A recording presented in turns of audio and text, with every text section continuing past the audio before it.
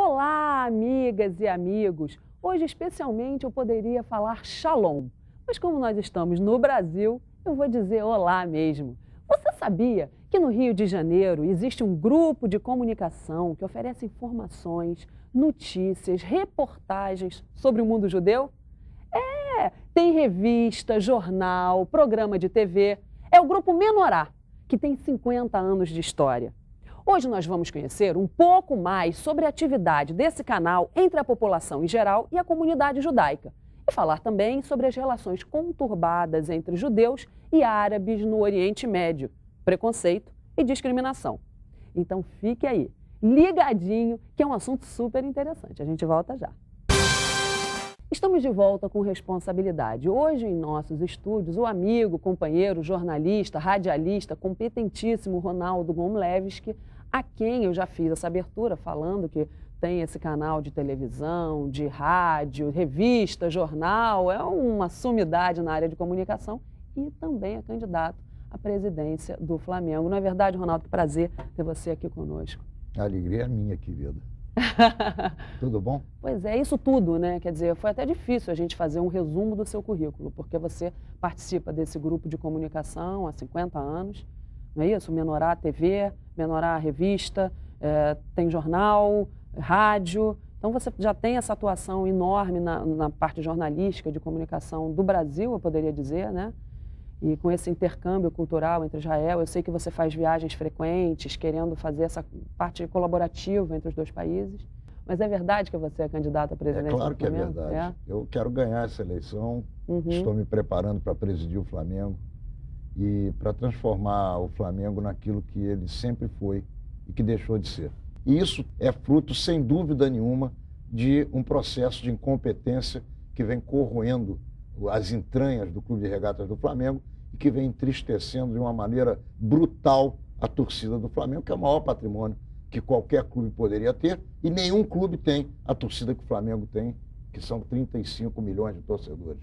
Você imagina que a Espanha, que detém clubes do tipo e da qualidade, do tamanho do Real Madrid e do Barcelona, tem 50 milhões de habitantes. O Flamengo tem 40 milhões de torcedores, que pode se considerar um país como a Espanha. Então não é possível que o Flamengo seja menor do que esses clubes que existem no mundo hoje e que disputam campeonatos mundiais, ganham esses campeonatos, como o Flamengo já ganhou no passado. Precisamos voltar a essa época de vitórias e eu vou me propor a despender 3 anos da minha vida para colocar o Flamengo nos trilhos. Você já tentou alguma vez anterior? Já sim, tentei.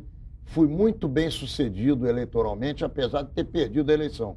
Porque em 2 meses, sem gastar nenhum dinheiro, nenhum tostão, praticamente com algumas pouquíssimas doações de amigos, eu consegui fazer quase 500 votos. E agora, com 7, 8 meses de campanha, nós vamos chegar lá sem nenhuma sombra de dúvida. É uma eleição dura, né? Toda eleição é dura. É, porque eu fico vendo, assim, as eleições de clubes parecem eleições de municípios. As pessoas têm que fazer campanha, colocar adesivo, foto, e ir na casa das pessoas, fazer reuniões. Ô, Cláudia, mais do que fazer campanha, você tem que convencer o eleitor, que é o maior interessado, de que você tem um projeto, você tem um grupo, você tem vontade, você tem interesse e você tem comprometimento com credibilidade, com transparência, com seriedade, com decência, com dignidade, com honestidade e, principalmente, dando um exemplo que ele sai da presidência e vai bater lá naquele que varre o chão e passa pelos atletas, passa pelos técnicos, pelos profissionais que precisam ser muito competentes num caso como o caso do Clube de Regatas do Flamengo. O que você faria? Então, vamos já fazer assim as suas propostas. O que imediatamente você teria para dizer aqui agora? Olha, poderia dizer muita coisa. Nós Faz temos um site, nosso grupo se chama Planeta Fla. É um movimento político dentro do Clube de Regatas do Flamengo. Se você não se incomodar, eu queria deixar claro que sim. o nosso site para as pessoas poderem entrar e verem qual é o tipo de proposta que a gente tem. www.planetafla.com.br Está escrito aqui, ó. planetafla.com.br. A primeira coisa que a gente precisa compreender antes de fazer é que o Flamengo não pode contratar para não cumprir. Então, o contrato é para ser cumprido. Se você não pode, não faça. Se você não tem condições, não assine. Não deixe a palavra do Flamengo que obviamente quando o presidente fala, ele fala pelo clube, pela nação rubro-negra, não deixe que essa palavra caia no descrédito, porque o descrédito traz desmoralização e, mais do que isso, traz a impossibilidade de você obter patrocínios. Quem é que vai patrocinar o teu programa se ele não for um bom programa? Ninguém. Quem é que vai patrocinar o Flamengo se o Flamengo não for efetivamente um clube que dê exemplo de austeridade, de seriedade? O segundo ponto é não gastar o que não tem.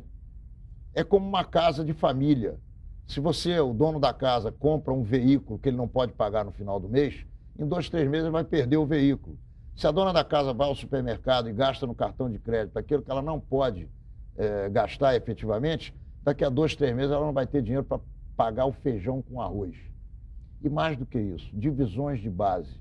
A grande riqueza de um clube de futebol são as divisões de base. Você tem lá os pequenos atletas que vão se transformar na grande fonte de recursos do clube. Então, seriedade, austeridade, cumprimento de palavra e cuidado com o patrimônio do Flamengo são os cargos-chefes da nossa administração, daquilo que a gente pretende fazer. Ronaldo, o que você acha, qual é a sua opinião sobre o salário dos jogadores? Porque a gente vê várias pessoas muito bem preparadas na vida ganhando salários muito inferiores àqueles que eles ganham e às vezes nem usam tão bem assim. Qual é a sua ideia sobre isso? Olha, eu entendo que o atleta de futebol, ele é um artista e ele deve ganhar de acordo com o que ele remunera o clube. Não tenho nada contra altos salários de atletas, só que salários não podem ser apenas salários enormes fixos. Tem que ter uma parte variável de acordo com as vitórias que os atletas têm e com os títulos que o clube ganha. E principalmente de acordo com o comportamento que ele tem. Um atleta que vive na noite, que vive nos bares, que vive não treinando, que vive não se aperfeiçoando e que vive jogando mal, ele não pode ter salário. Essa taxa de vitória, né? Sem dúvida nenhuma, não só de vitória, como de realização de títulos. Porque não adianta você ganhar do Madureira, por exemplo, e perder do Corinthians. Você não chega ao título. E não chegando ao título, você não remunera a torcida. O que é a moeda do torcedor? Não é a vitória, não é o título, não é a garantia de que o Flamengo é o melhor? E é importantíssimo para o Flamengo ter essa marca do melhor do Brasil, do melhor do Rio de Janeiro, para poder chegar a ser o melhor do mundo. Eu, em agosto, faço 50 anos de associação ao Clube de Regatas do Flamengo. Eu comecei a frequentar o Flamengo muito menino, aos 13 anos de idade. Eu ganhei um título, curiosamente, de um tio meu e acabei trabalhando para pagar esse título, porque ele não me deu o título inteiro. Ele me deu o título com 3 ou 4 prestações pagas e eu acabei tendo que começar a vender revista na rua para pagar o título de sócio do Clube de Regatas do Flamengo, que era um título patrimonial. Depois disso, eu consegui comprar meu título de sócio proprietário. Eu sou um feliz sócio proprietário do Flamengo, apesar da enorme dívida que só cresce e que essa administração atual ainda ajudou a aumentar em muitos números.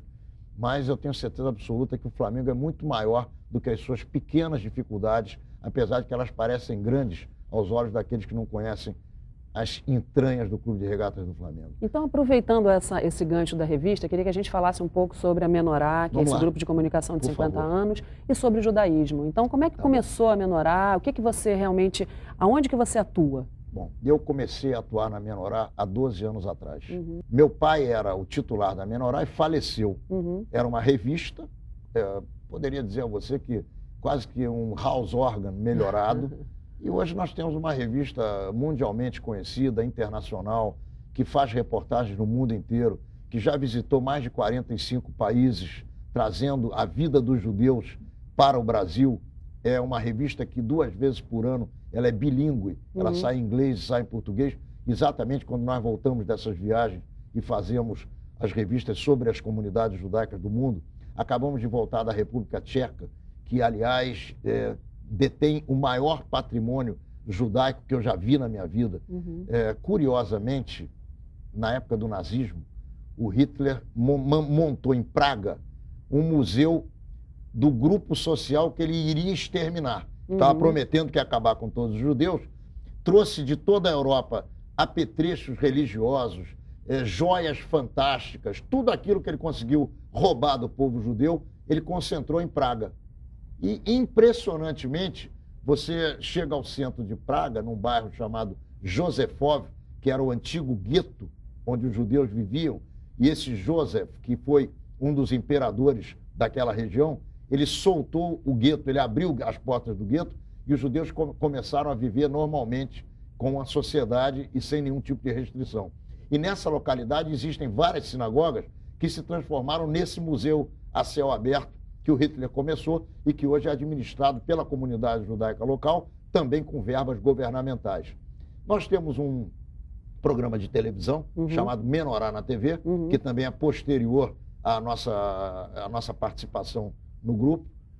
Nós temos o programa de rádio, do qual, com muita honra, você tem nos dado a alegria de participar, que é o Confronto Manchete, é um programa onde nós tratamos de todos os assuntos, inclusive judaísmo, inclusive Oriente Médio, mas principalmente debates bastante acalorados, apimentados, que nós levamos todos os dias de meio-dia a 1 na Rádio Manchete 760 AM. O nosso programa de televisão vai ao ar pela NET 14, pelo canal Eventual 14 da NET. É um programa diário também, de 1 hora de duração. Ele é diário porque ele acaba repetindo na grade diariamente, mas é às quartas-feiras, às 10 horas da noite. O inédito, né? O inédito. Nós temos também o nosso jornal eletrônico, que nós mandamos para mais de 50 mil assinantes. E é um trabalho muito fascinante, interessantíssimo, profundo, e que nós fazemos com prazer, porque esse trabalho de fazer com que os judeus sejam conhecidos da sociedade como um todo é um trabalho que baixa o nível de preconceito, de discriminação contra os judeus, porque faz com que os judeus sejam conhecidos como pessoas normais que nós somos, iguais a qualquer outras. Ainda existe essa discriminação? Você ainda sente isso, Ronaldo? Eu não tenho a menor dúvida. O Brasil é um país de sociedade perversa. É um país muito religioso e a religiosidade traz discriminação e traz preconceito, porque você não aceita a diferença. Você quer que todo mundo seja hegemonicamente participante daquele teu grupo.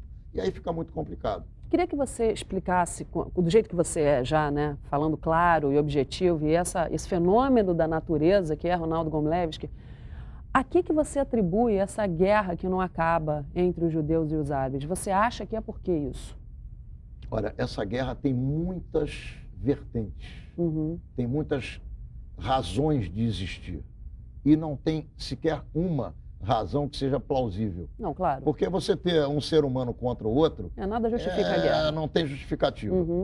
Agora, cada um conta a história como gosta de contar. Eu vou contar a minha história. É claro, porque eu já vi que é por causa da água, as colinas do Golã... mas se você chamar um árabe aqui, ele vai contar a história do jeito dele. Eu vou contar a minha história porque eu sou judeu. Óbvio. Eu tenho um lado, eu não estou em cima do muro. Porque eu amo os árabes da mesma maneira que eu amo os judeus. Os seres humanos são todos iguais. Os governos é que são diferentes. Os governos é que criam problemas. Os grupos de poder é que criam dificuldades. Então, se você chegar a qualquer árabe, a qualquer judeu no Oriente Médio e perguntar se ele quer paz, ele vai te garantir, te jurar que quer, e é verdade. Agora, existem problemas de fronteira, existe o problema de Jerusalém, existe o problema territorial, existem as ocupações que são vistas como ilegais e também, eventualmente, podem até ser consideradas ilegais mesmo, de colonos judeus em terras árabes. Existe o ataque dos árabes ao Estado de Israel. Judeus na terra judaica também? O Estado de Israel ele tem 35% de população árabe palestina, que são hoje cidadãos israelenses. Porque você só falou do primeiro grupo, dos judeus que estão na terra árabe, mas tem os árabes na terra. Porque eu quero e que são muito bem recebidos, aliás, né? Não é que são bem recebidos, eles são cidadãos. Exatamente. Eles têm uma carteira de identidade como qualquer judeu. E direitos não tem diferença iguais. nenhuma. Direitos iguais. Eles se sentem preconceituados. E eu acredito que sejam, porque eles são árabes e os judeus são maioria, e toda a maioria, como eu acabei de falar, do Brasil, é opressora. Preconceitua, ela oprime naturalmente. Eles se queixam, por exemplo, de que o hino de Israel é uma música judaica, e não... Aí o israelense judeu diz para ele, se você não está satisfeito, atravessa a fronteira e vai viver lá com os teus parentes, se você acha que nós não somos teus parentes. A bandeira de Israel é um símbolo, que é a estrela de Davi. Aí a estrela de Davi é um símbolo judaico, histórico. Aí o árabe, que é cidadão de Israel, pergunta por que eu tenho que adorar essa bandeira, que é a bandeira da estrela de Davi, na medida em que eu não sou judeu. Então, o que eu quero te dizer é que eu tenho um pensamento.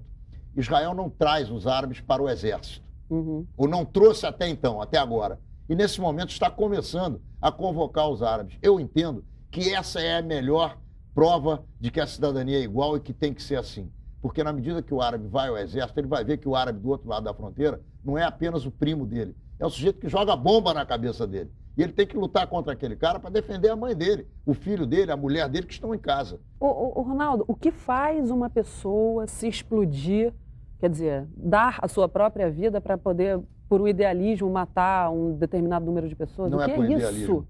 O idealismo faz você construir, não faz você destruir. Mas eu quero te contar uma historinha para completar respondendo a essa tua pergunta.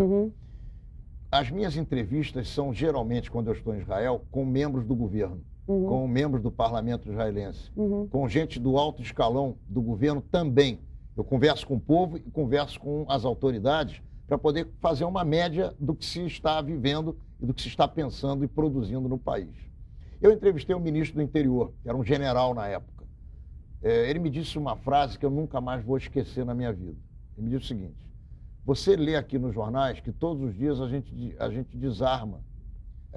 Todos os dias acontece um atentado. Era na época da Intifada, no ano 2001. Eu lembro.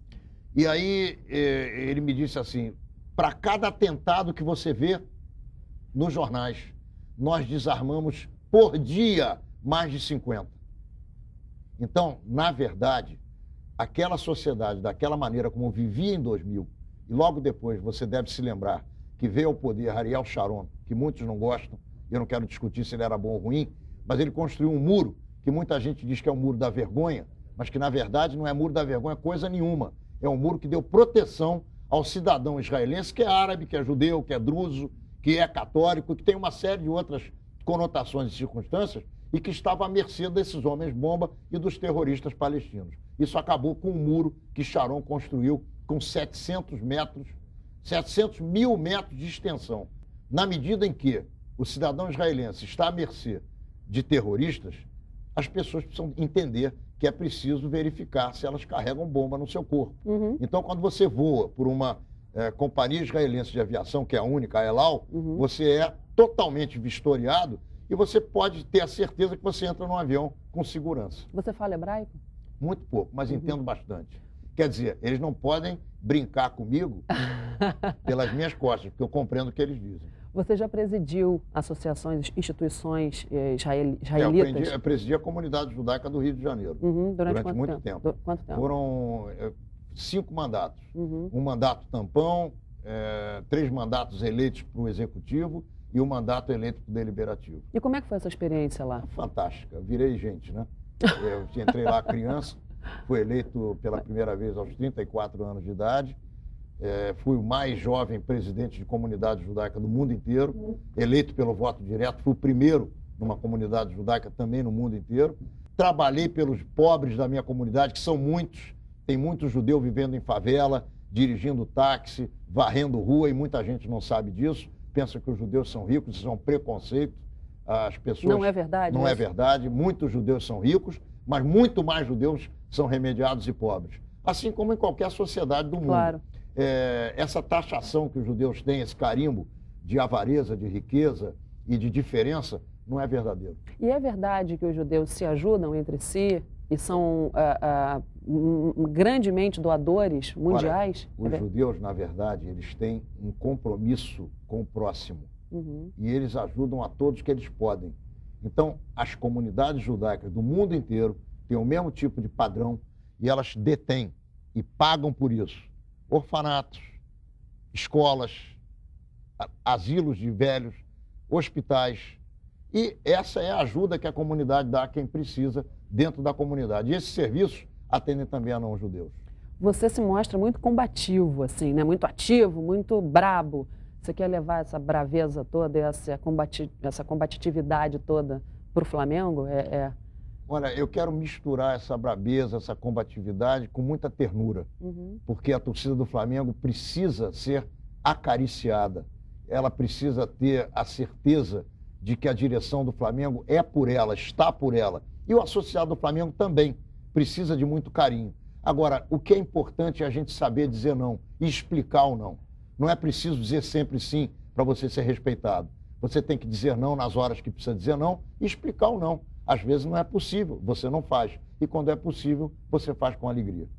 Diz pra gente, então, quais são os horários, os sites, os telefones, quem quiser te encontrar, quem quiser participar do seu movimento, quem quiser apoiar você, empresários que estejam assistindo a gente agora, que então estejam de acordo com a sua linha de ação futuramente, né? Quando vai ser a eleição? Olha, lá para dezembro. Geralmente o Flamengo faz eleições no dia seguinte do Campeonato Brasileiro, da final do Campeonato Brasileiro, que eu espero que o Flamengo vença. Vencer a eleição no Flamengo nada tem a ver com o resultado do futebol, na minha avaliação. O futebol é muito importante para todos nós, é o carro-chefe do Flamengo. Mas um torcedor real do Flamengo, e só pode ser presidente do Flamengo quem tiver o Flamengo no coração, não pode torcer contra. Então eu torço a favor, torço para que o Flamengo seja campeão brasileiro e para que eu seja o presidente do Flamengo. E eu tenho certeza que isso vai acontecer. Então, o site Planeta Fla, www.planetafla.com.br, e Menorá é www.menoranet.com.br. E na Menoranet a gente vai acessar o quê? Tudo que a gente faz em termos de comunicação. Eu quero deixar meus 2 telefones celulares. Eu posso dar o telefone? Pode, não, claro, mas eu tô só assim, achei peculiar, interessante, porque as pessoas que são a seu favor vão dizer, estou contigo. As que são contra vão falar, Ronaldo, quem falar direito... Eu ouço. Você ouve? Com o maior prazer e discuto. Discuto pelo bem. Quer dizer, digo quais são as minhas razões. Se a pessoa me ofende, eu ofendo de volta. Comigo é lei do talião. Olho por olho, dente por dente. Não se esqueça que eu sou judeu. Mas aí como é que fica a noite? Às vezes você está querendo... Não tem noite. Eu vou para casa cedo, eu descanso e tenho tempo para fazer tudo. Até porque são os homens ocupados que têm mais tempo. 7849-0281. 8272-1188. Você dá os 2 celulares, quer dizer, você não tem nem como fugir. Você quer ser acessado mesmo. Não quero fugir. Eu quero responsabilidade. Opa, estamos aqui, né? Então, estamos juntos. Conta pra gente quais esportes que você pratica. Todo dia de manhã, e hoje não, porque estou aqui apreciando essa beldade. Muito obrigada. 2h30 de caminhada. De Copacabana até o final do Leblon, às vezes até o Vidigal, voltando até a Santa Clara. E quando os torcedores te interrompem e querem fazer um... Eu converso com todo mundo. Vamos andando, vamos comigo. Vamos andando, vamos comigo. Geralmente eu estou acompanhado, sempre tem alguém querendo conversar e a gente bate um papo. Às vezes tem alguém que me xinga, eu xingo de volta e vamos em frente. Opa! Além dessa caminhada diária, algumas vezes também no final do dia, quando é preciso, porque numa certa faixa de desgaste físico, você não pode comer de tudo, você tem que ter um equilíbrio alimentar, eu procuro seguir isso, e cavalgadas pelo menos 2 vezes por semana. Você tem muita energia, seus filhos são assim também, Ronaldo? São, graças a Deus. Herdaram isso? Alguns sim, outros um pouco mais, outros um pouco menos. Alguns acordam muito cedo, como eu acordo cedo, eu 5 horas da manhã estou em pé. Eu tenho muitos filhos. Eu sei. Alguns acordam mais tarde, os atores acordam tarde, dormem de manhã, 2. Não, são quantos filhos? Filhos 6, contando com os filhos da minha mulher, que foram praticamente criados na minha casa. Então tá bom, olha, show de bola. Você quer deixar algum recado para quem está em casa? Quero sim, quero deixar 3 recados. O primeiro recado aos não-judeus, para que eles saibam que os não-judeus, que os judeus são pessoas absolutamente iguais a eles. Não tem nenhuma diferença. Apenas uma crença diferente. Inclusive, os não-judeus que hoje abraçam o catolicismo ou o protestantismo, têm as suas religiões oriundas do judaísmo. Então, respeitem os judeus. Aos judeus, para que eles tenham a certeza de que, na medida em que eles se relacionam com o mundo, eles estarão muito mais protegidos do que fechados dentro do gueto. Então, sugiro que eles continuem se relacionando com a humanidade cada vez mais e com mais frequência, para que eles possam mostrar o que é que eles são verdadeiramente. E com relação ao Clube de Regatas do Flamengo, que os associados do Flamengo tenham a certeza de que o presidente do Flamengo, Ronaldo Gonlewski, viverá 24 horas por dia os problemas do Flamengo e vai solucionar com o seu grupo, que é o Planeta Fla, sem dúvida nenhuma, tudo aquilo que o Flamengo tem de dificuldade, porque é fácil dirigir o Flamengo. Difícil é ter competência para isso. Opa, tá bom, que beleza, muito obrigada, adorei estar com você aqui. Eu tenho vários beijos a dar. O primeiro é para a Kátia e o Miguel Nasser lá da Rádio Manchete, que, né, gentilmente... Acompanhado dos meus beijos. Acompanhado dos seus beijos. Você quer mandar algum beijo também? Para eles. Quer mandar para seus filhos, para sua esposa? Você manda por mim. Isso aí. Então, para os 6 filhos do Ronaldo, para a esposa do Ronaldo, como é que é o nome dela? Márcia. Márcia, um beijo para você. Estou super satisfeita de estar com seu esposo aqui. E... também tem a Denise Muri, o Ivan Alves, Gilberto Sá, Denise Machado, amiga jornalista, Cássio Castilho de Niterói, os nossos parceiros que estão sempre no Facebook. Acessem as nossas redes. Gente, curtam a nossa página. Fizemos uma página no Facebook super bacana. Quero agradecer a Manchete Online, já falei da Kátia, né? Super legal, que colocou a gente, o Instituto. Pega aqui, por favor, no site dela, o nosso artigo, olha lá, Manchete Online. Fica aí o site escrito na telinha. Também ao jornal Cidadão, que circula na região dos Lagos, que nos reproduz também. Muito obrigada ao jornal Cidadão, que está colocando a nossa coluna sempre no ar. A Folha do Motorista, olha, muito bacana. Obrigada, Cláudio Rangel. Olha, deixa eu primeiro mostrar a capa do jornal e vou mostrar a matéria que ele fez da gente. Tá pegando aí, ó, Folha do Motorista, o Cláudio Rangel, o jornalista que nos colocou. Deixa eu abrir aqui, ó, você já vai ver, olha lá. Fez uma entrevista conosco falando sobre, falando sobre a opinião sobre os taxistas, como é que funciona isso tudo. Muito obrigada. E ao amigão, parceiro, Anselmo Góes, do jornal o Globo, que colocou uma nota da gente. Deixa eu apontar aqui onde é que está exatamente, olha aqui. O Anselmo Góes, do Globo de hoje, que deu uma nota que a gente está ganhando a medalha Pedro Ernesto, das mãos do vereador Rubem Andrade, que já esteve aqui conosco, a maior comenda do município do Rio de Janeiro. Muito obrigada, vereador Rubens. E a você, que é nosso espectador, assíduo, que está sempre conosco, a gente sabe muito bem que a sua audiência é uma questão de escolha. O nosso sempre, muito obrigada por nos acompanhar aqui há 6 anos no Responsabilidade. Fiquem com Deus, lembrando sempre que quanto mais responsabilidade você assiste, mais responsável você fica. Não posso deixar de falar hoje um shalom, né? Até o próximo.